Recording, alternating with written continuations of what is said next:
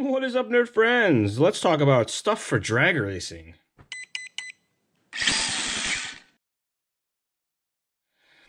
It has been coming up quite often on the tech lines these days. What system do I get? And a lot of basic questions on drag racing setup. Drag racing is huge right now. I mean, there was just this huge King of the Streets race a few months back where they gave out close to $20,000 to a single winner. Super awesome. Covered that here on the Charlie Show a little while back. But I get a ton of questions on the phone. Which speed control should I get? What system should I get? Things like that. So we're going to cover a bunch of that and kind of go through each thing one by one. I made a list. We're talking about no prep drag racing, which is basically 2-cell LiPo, 2-wheel drive vehicles, rubber tires. They have to have a kind of full-size body, and they got to be about the size of an SCT.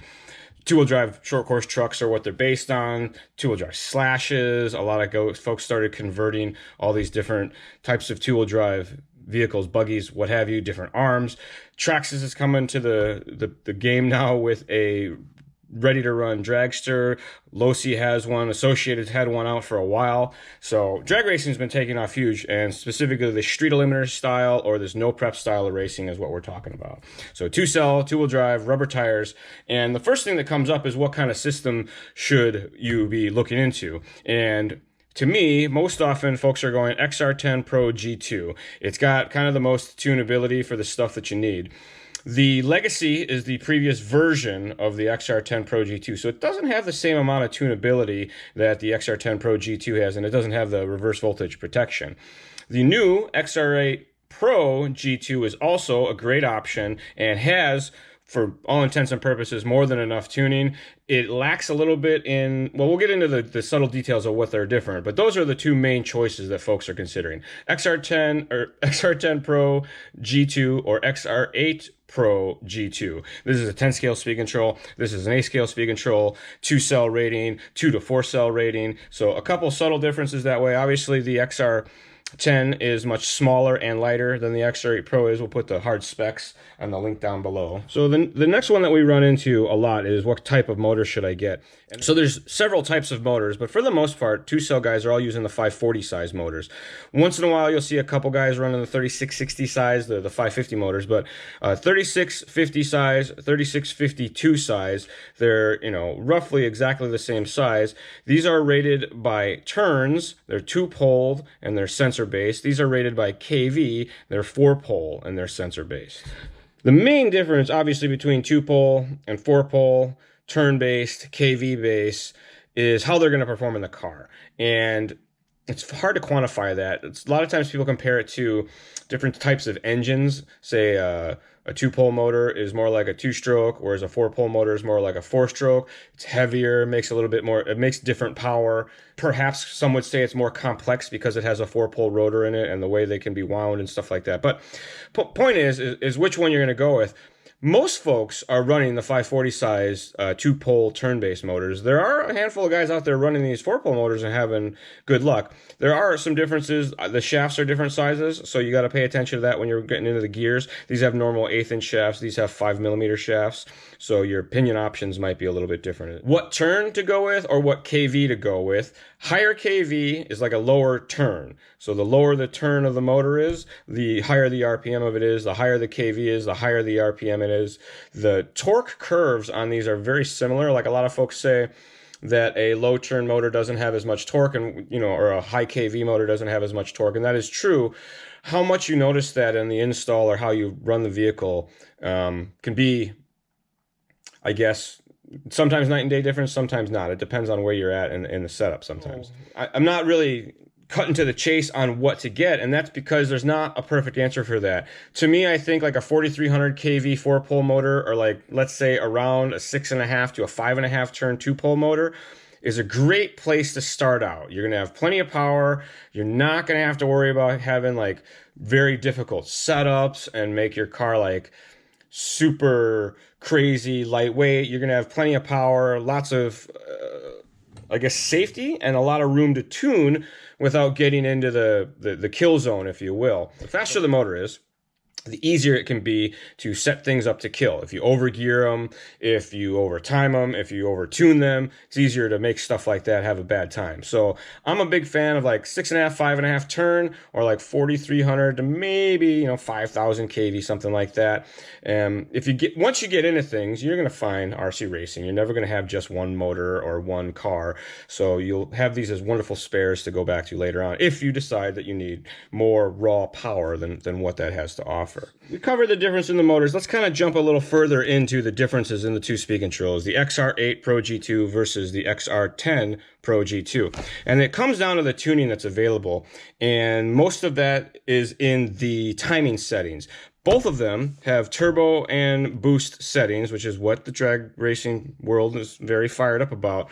The difference is how tunable they are. The XR8 Pro goes up to 48 degrees of timing, whereas the XR10 Pro can go up to around 62 degrees, if I'm not mistaken. Don't quote me, but we have the links to the manuals down below. That's what I was going to say, is that you can look at the manuals and compare directly what settings each of them have. The big difference is the XR8 Pro, because it's a couple years newer than what the XR10 Pro is, has some differences, and I wrote this down so that I don't mess this up, in the throttle tuning, and it comes down to the throttle rate and the initial throttle force. Both of them have throttle rate tuning, and that's the speed at which you pick up the throttle, but the XR8 Pro is the only one that has the initial throttle force, which helps a lot with getting the car off the line. So XR8 Pro G2 has finer steps in the throttle rate, and it also adds in initial throttle force. So you get a little bit of bonus startup tuning, whereas you lose a little bit of the total overall turbo timing. This has, like I said, a little bit less total turbo timing than what this does, but that's okay, because you shouldn't be using all of that in most situations anyway. It's way too much. The other main difference is the boost tuning. They both have boost. Again, XR8 has less overall boost than the XR10 does, but the XR10 has the RPM tuning, so you can set the ranges that the boost kicks in, whereas the XR8 Pro is stuck in that automatic mode for boost. And overall in drag racing, boost is kind of the last thing you're going to use. You get the car set up, you're going to get some basic runs, and then start tuning in your speed control tune. And then once everything's really, really good and you're trying to squeeze that little bit extra out, that's when you can start to play with the boost a little bit and add some of that in there. Also, both of them have data logging, but only the XR8 Pro has the real-time data output. And that's, I mean, not that that's a huge deal, because it only works while it's connected to the device, but it is a difference, so we talk about it. It allows you to hook your wireless Wi-Fi device or your OTA programmer into the speed control and be able to view the data that's coming out of it as far as like voltage, RPM, throttle position. It'll give you the data logging stuff that it has, the current, as well as the temperatures and all that fun stuff.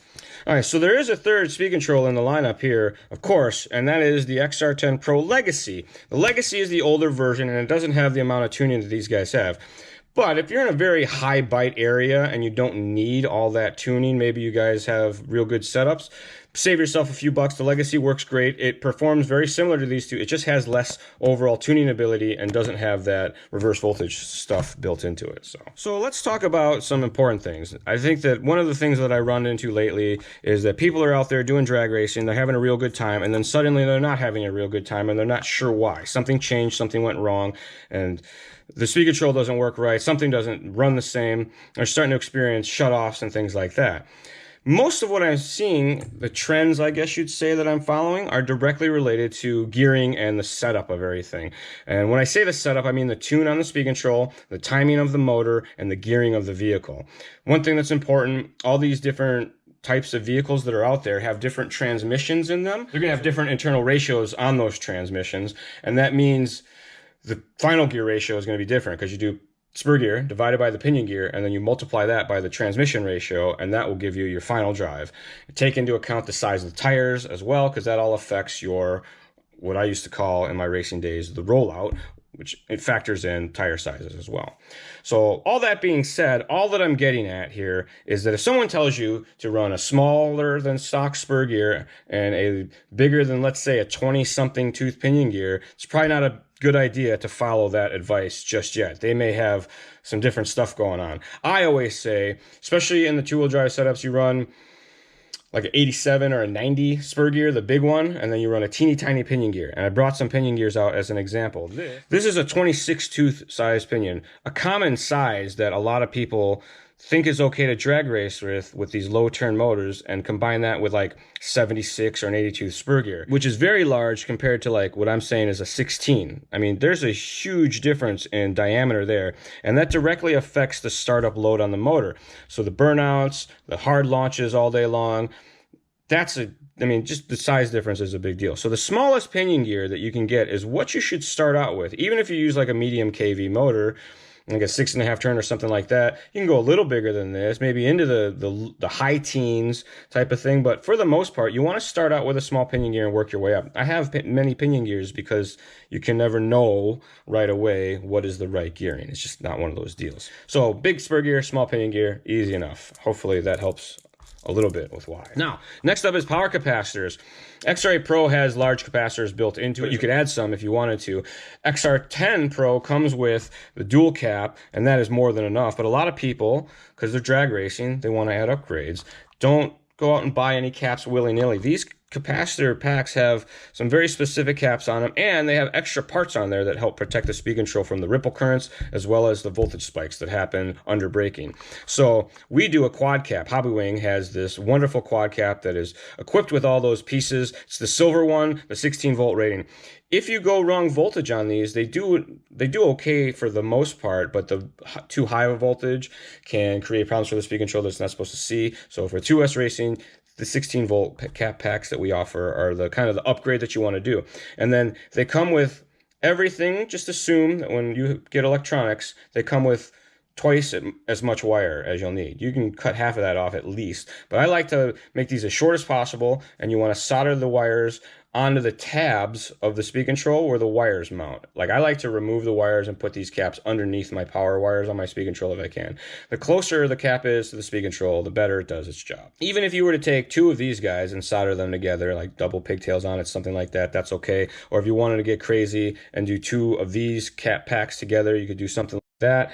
I would, if it was me, solder these together down low and then run one lead up. But if you had to do two short leads soldered on and you're good with soldering, it's okay. Another topic that comes up often along these same lines, that power caps can be damaged and wore out over time. So if you race all the time, every week, refresh your caps every few months just to keep things fresh, because they do a lot of work. And then plugs. Oh my gosh, the plugs I see folks using. This is an XT60 size. This is an XT90 size. And this is the biggest plug I've seen so far. And I believe it's called a XT150 is the size, but it says right on it, QS8-S. These are anti-spark plugs that are used in big helicopters and lots of AMAS plugs. AMASS and their XT series offer a bunch of different sizes. You want at least XT90 for almost everything these days. So that's what I usually start with. And if I have any hot plugs, weird sap outs, I'll go to the bigger size. But XT60s are okay for rock crawlers and casual usage. But if you're going to go racing, you want to get bigger plugs. Trex's plugs, Dean's plugs, all those smaller size T plugs, even the EC plugs where the wire kind of has to sit inside a tube, the wire floating in the solder creates very, very bad connections. So if you're not able to solder your wire directly onto the surface of the material, you kind of want to stay away from that type of plug. Bullets are fine. You just have to be able to install the wire onto the bullet correctly. So if you have those plugs that have the hollow tube and the wire has to sit in there, just if you don't know how to solder those, it can be real tricky. So that's why I'm a big fan of these AMAS ones, because everything is a cup that you solder to, so it makes it easy. All right, so we covered safe gearing. We covered the right plugs to use. Battery packs is another big topic. Most of you already know. You can never have too much C rating. A battery pack doesn't just magically push out the power and cause damage. You can have not enough C rating, and that'll cause you problems. Shutdowns. It can even lead to damage to the speed control in some situations because of the impedance, inductance, resistance. And these are three things that all come together to create, situations that damage your speed control. What they actually mean, I have no clue, but smart people that I've worked for over the years told me about it. But the speed control tuning, let's just, get right into that.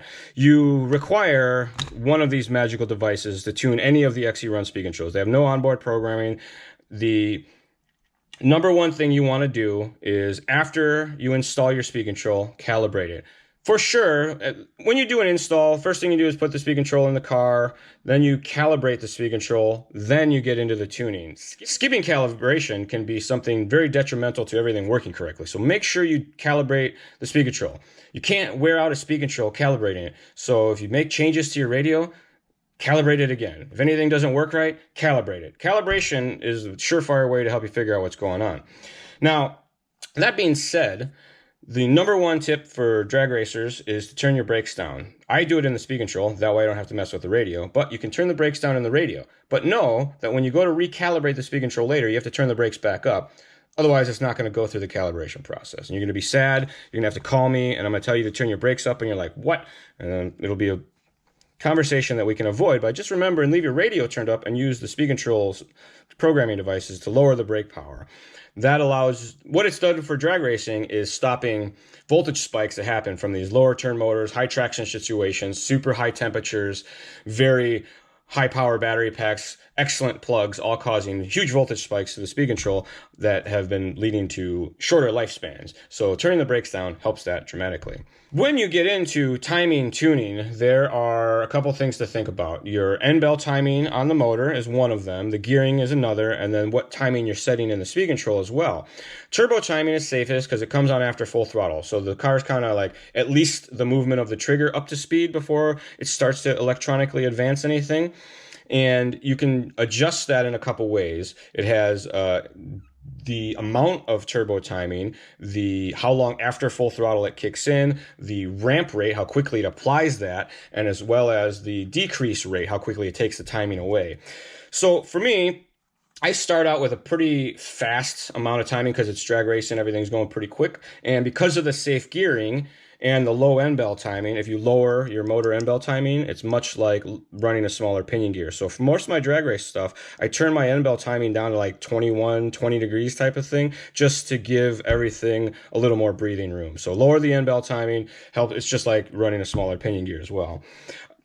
But that allows me to run some kind of aggressive turbo settings in how fast it feeds in. So the delay and the increase rate can both be on the quicker side of things. So the lower the delay is, the faster or the sooner after full throttle kicks in. When everything's good, I can almost run that on instant. And then the increase rate, the higher that number is, the faster it feeds the timing in. So a lot of times I run that right up at the top two settings right before instant anyway, because you're not dealing with a lot of timing anyway, and it's going over 1/10 of a second or drag race, and we don't got a lot of time to mess with that. However, in slick track conditions or unknowns, you can turn all that stuff way down and get a real good feel for how the car responds on the big end, so you can adjust your increase rates on your turbo to help with that. Now, how much turbo is the big thing. Bigger gear, more end bell timing, less turbo. I mean, that's the safe way, but Charlie, say a number is what everybody's saying. 20 to 30 degrees is a safe place to start. Even if you don't adjust the motor, you're still not likely to be way over. So, 20 degrees should be pretty safe for the most part. Go up in small steps from there while you work on the rest of the tuning of the turbo stuff as well. I kind of get to a place where the car's good, and then I try to add in time. I say that, I used to do it that way. I haven't actually gone out and done a ton of no-prep drag racing, but this is still the same way we suggest everybody go about this because it works extremely well. 20 to 30 degrees to start, and then you can work in at small increments, 2 to 5 degrees as you do your test runs. It's important to let these things take a break between runs. I know we're only running for 2 or 3 seconds at a time, but you're hitting it with a ton of current, and the battery pack sag is going to affect these runs. So 2 or 3 runs, the pack has got those hits on it, and it's going to be lower overall voltage, and it's going to affect the next run. So as you're tuning up the speed control running on this older battery, you're going to have to keep track of that and make sure you keep fresh pack in there. A lot of times what happens is people put in an aggressive tune on a not so charged battery, and when they put the fresh pack in there, it doesn't run the same or it runs too hard. So make sure you keep tabs on that as well. the OTA, the LCD programming box, or if you happen to have a Wi-Fi Express left from the good old days, those are the programming devices that you're going to need with the HW-Link V2 app that you could find in your app store. There's a link in the description below with lots of other videos about some of the stuff that we've touched on here that'll help you kind of wrap your head around all this. One thing I want to talk about before we close this out is drag racing firmware. I get a lot of questions, is Hobbywing working on drag race firmware? And my short answer is yes, of course. We are always working on new firmware, and we're going to take a kind of blend these two guys together to make a super awesome firmware that adds a whole bunch of tunability that will be beneficial for everyone, not just drag racers, but the rest of the racing world as well. So as much as I'm a big fan of marketing, I'm also a big fan of being pretty straight on some of the marketing, and our update will be beneficial to drag racing, whether it's going to be like automatic drag race mode. I don't want to say that. I could get overruled. Sometimes the marketing department has more votes than the engineering department, and well, we may have Hobbywing drag race firmware. I'm not sure, but we are definitely working on a bunch of changes. We've been working with a lot of racers and kind of honing in on how to use these correctly, how to use these kind of safely and stuff like that. You know what we haven't talked about though is boost. When you get a final tune, you're super happy, you think you've maxed out your turbo settings. If you do any more, it gets slower, and you want to try to fine tune stuff, that's when the boost can come into play. You can add very small amounts of timing anywhere in the RPM range, and that's what boost is best used for from what we've seen thus far. You can pick an RPM range, and that's when the data logging of the speed control comes in handy. Do a run, look at the top RPM of your motor, and then pick a range below that to start adding in small amounts, 1, 2, 3, 5 degrees of boost timing, and make that range either very narrow, very wide, depending on how aggressive you want to be, so that it just gives it to it in that RPM range, or perhaps you can start it in one stage and let it feed in at an imaginary high number that the motor may never get to, so that it slowly feeds it in. So for example, just using round numbers, if my motor tops out at, let's say, 40,000 RPM, I could think that I'm maxed out and I don't want to hurt anything, so a safe thing to do would be to set the activation RPM at, say, 35,000 RPM, give it 5 degrees of timing, and then put the end RPM at, say, 45,000 RPM, so that it may never get all 5 degrees of that, is the idea. And it just allows, as the load of the motor allows it to spool up on the big end, it allows it to have more timing without sapping stuff out. Well, if you've made it this far, I thank you kindly. I will leave you with one final tip. Soldering is a big deal. I've run into a lot of folks having a real bad time because solder joints look okay, but they're not. So make sure that you spend a little bit of time learning the craft of soldering, or if you're on the other side of the pond, soldering, while you're having a good time doing this hobby, because it is kind of a lost art. I do a lot of soldering videos, so put some of those down in the description as well. Now, I know drag racing covers lots of aspects, and I've probably only grazed the surface of a few. So please, if you have any questions, more comments perhaps about any of this, something I missed, something you'd like to know about, send us an email, northamerica@hobbywing.com. Thanks for watching, everybody. We'll see you next week.